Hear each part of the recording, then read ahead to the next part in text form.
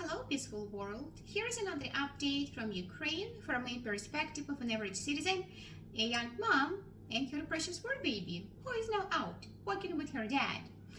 Things here are not great. Nights are absolutely dreadful, but today is not about this, because today is story time. This is an occasion when I share a family anecdote which I took the time to write down. And yeah, let's embark on this creative outlet together, shall we? It was Saturday night, and Shman was out celebrating his brother's birthday, second time that week. Yet another event I was missing out on, which was going really great. What I mean by that is that Mia was in a good mood, playful, bubbly, smiley. It's a delight to be her servant on such days. Such days, I'm even able to be happy about Shman having a good time somewhere away from the parental duties. The man deserves a break, really. He works 2 jobs, does more housework than any other man I know, walks my unwalkable dogs, and is still able to smile at Mika and kiss me without a reminder. He even seems to mean it when he expresses affection somehow. We're very lucky to have such a man. This is what I want to teach Mia on such days. I'm not proud of it, but not all days are like this. Once Shman went to the cemetery to commemorate his late grandfather, and boy, for a second I sincerely envied him. Out of the city, in a quiet place, away from a crying baby, a lucky dog. Almost thought I, until I remembered who he went with. There was one relative who took all the bliss out of this trip, unfortunately for Shman, but fortunately for our relationship. That person helped me not to feel like I was suffering, while the father of my baby was enjoying fresh air and sharing cute family anecdotes. Only a sick mother's brain can see a cemetery gathering as a fun family occasion. Again, not proud of it, but exhaustion and helplessness can pervert any perception. Back to that Saturday night, which was completely different. Mia and I had a nice long walk, played joyfully, and had a blast of a bath time. I even let her splish and splash beyond the 5-minute mark recommended by her dermatologist. So happy she was. After the bath, Mia was cooperative enough during the skincare routine and seemed properly tired for sleep. Not too much and not too little. I got foolishly hopeful about her ability to fall asleep fast. If only this was only up to her sleep pressure. I was naively forgetting about the fluffy routines which were absolutely impossible to address without our daddy. On a regular day, Shman goes to walk and then feed the dogs while I am trying to lull Mia. Charlie always looks forward to this walk because he wants his dinner, which he knows comes after it. I was already in bed with Mika, and there was no one to walk and feed him. Disappointing. Very disappointing. The only thing that can keep him quiet in such a situation is his armchair. Unfortunately, Molly was in the armchair, which led to the usual drama. Charlie whining at the doorway of the room. Charlie is a naughty dog who can behave rather aggressively towards his caregivers, but for some inexplicable reason, he feels inferior to Molly and acts super quirky with her, playing some game of manners and trying to get her approval or permission. Molly loves it and tortures us all. So that evening, Charlie was whining at the doorway of the room, asking to be let in because he saw that Molly was not sleeping and could attack him for claiming the armchair or even simply entering the room. Molly is very clever. She doesn't attack anyone when she knows I'm watching her. She also knows that the armchair means a lot to Charlie, and she seems to enjoy this misery. Charlie, stuck in the doorway, can only enter the room, jump on our bed, and relax if I call him. Me calling him makes it official that I am watching and protecting him from Molly, I guess. The problem was that Mia was almost asleep, and I could not call Charlie in my normal voice, as it would hinder her sleep.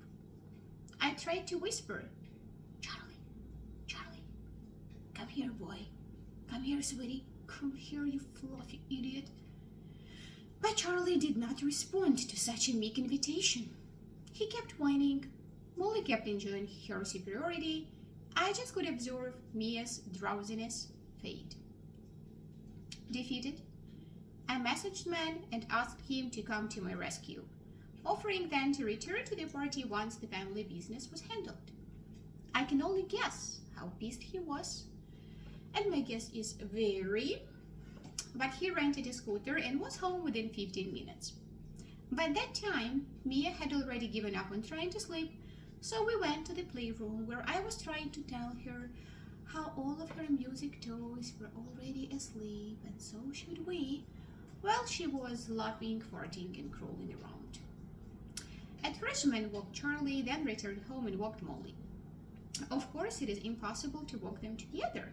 That would be too easy. I was very mistaken, assuming that walking two dogs is the same as walking one when I got Molly. I could not even imagine that their characters are so different that it requires our undivided attention. A note for you in case you're considering getting a second dog: it doubles not only the expenses, but also your really precious time. He walked them and hoped to run away as soon as he threw some food and mats in their bowls. Yeah, right. It's not enough for Molly to just be given food. She did not have to hunt, beg for, or procure in other effortful ways. You also need to stay in the kitchen while she is eating, or else she simply won't eat. Does she eat fast? No. She fills her mouth with food, goes to the corridor or another room, spits it out, and then begins to eat. After 10-15 rounds like this, she's done. Then they drank like beasts after a day in a desert, and finally Nozman couldn't head out. He could start the placement process. The placement process. Get Molly out of the armchair and put her next to me. Encourage Charlie to go to the armchair, which he does very slowly. He looks here and there, contemplates another sip of water, ponders on the meaning of life, checks whether Molly is watching him timidly. During Charlie's thought process, you have to prevent Molly from claiming the armchair again, which she always tries to do. Alas, Charlie made it to the armchair, and Molly fell asleep in my bed. Mia seemed to have fallen asleep as well. My super husband raced back to the cafe to catch up on some life. Phew, at last, peace and quiet. I felt relieved that all the duties were over. I was grateful for having such an understanding husband. I was a bit mad at my dogs for making parenting much harder than it should be. The relief came too soon. Meow, meow, meow. Fuck. I forgot that I need Man to kick my cat's overly fluffy ass. Yes, Charlie?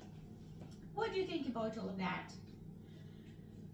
Yeah, so for a change, in addition to those drones and rockets at night, this is what we have to deal with. You know, the battles we fight on the battlefield of our kitchen, bedroom, and living room every day, every night.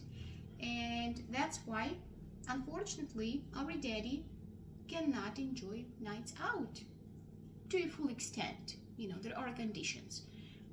My advice to him is to start drinking in the morning if he really wants to. No problem with that. He's not an alcoholic. He does not have any addiction problems, but sometimes, you know, he needs to blow off steam. And I keep offering him to just start having some beer for breakfast, you know, so that he is available for us in the evening. Or go back to some events after he's done with our bed ritual, which is very elaborate, as you can see. So, yeah, that's it. It's a fun day. It's a fun story. Well, partially fun, partially very sad, you know, and exhausting. But that's what I wanted to do today for a change. Thanks for listening. and I'll get back to you soon.